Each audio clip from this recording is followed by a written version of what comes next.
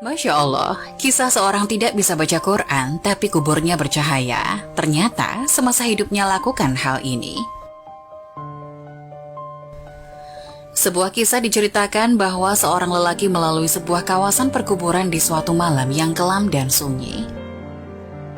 Tiba-tiba, dia terpandang suatu cahaya yang terang benderang muncul dari sebuah kubur dan terus menjulang ke langit.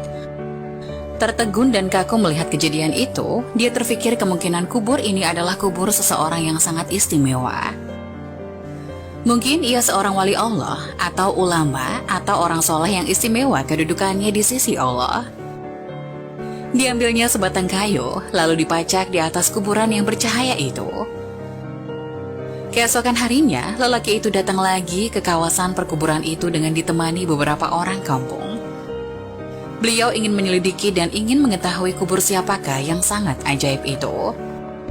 Untuk mengetahui dengan lebih lanjut, lelaki itu berkunjung ke rumah almarhum dan bertemu dengan istri si mati, lalu menceritakan keajaiban yang dilihatnya di perkuburan suaminya. Anehnya, istri almarhum terkejut dan keheranan. Dia sangat mengenal suaminya. Suaminya bukan siapa-siapa. Suaminya seorang petani biasa saja, bukan seorang alim, bukan seorang ahli ibadah, bukan orang soleh, apalagi bukan imam, bukan muazin, bukan guru Al-Quran. Malah suaminya tidak pandai membaca Quran dan dia tidak pernah mendengar suaminya membaca Quran. Akhirnya, lelaki itu bertanya, apakah perkara-perkara aneh yang almarhum selalu lakukan dalam kehidupan sehari-harinya. Akhirnya istri almarhum teringat sesuatu perkara yang selalu dilakukan oleh sang suami. Setiap kali sebelum tidur pada setiap malam, suaminya akan mengambil wudhu, kemudian masuk di dalam suatu bilik, lalu diambilnya Al-Quran di atas rak.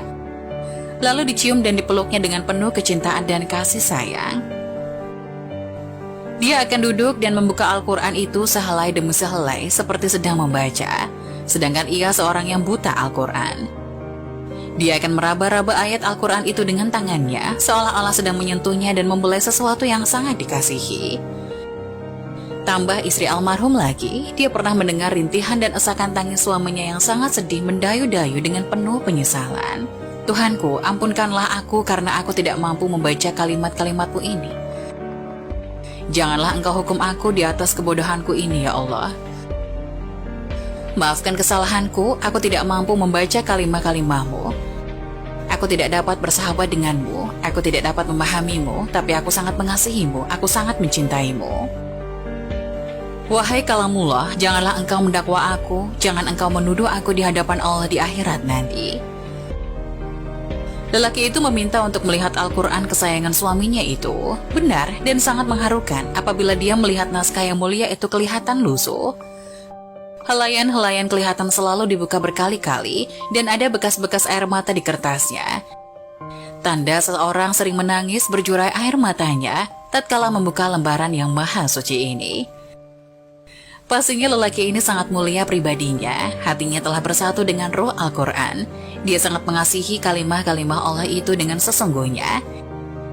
Berarti ia mengasihi Allah dengan seluruh jiwa dan raganya. Marilah kita menghidupkan Al-Quran di dalam masjid kita, di dalam rumah kita, di dalam diri kita. Setiap masa dan ruangkan masa setiap hari untuk membaca dan pahami isi-isinya. Memuliakan Al-Quran saja sudah mendapat syafaat, apalagi kita belajar membaca dan benar-benar mengamalkannya.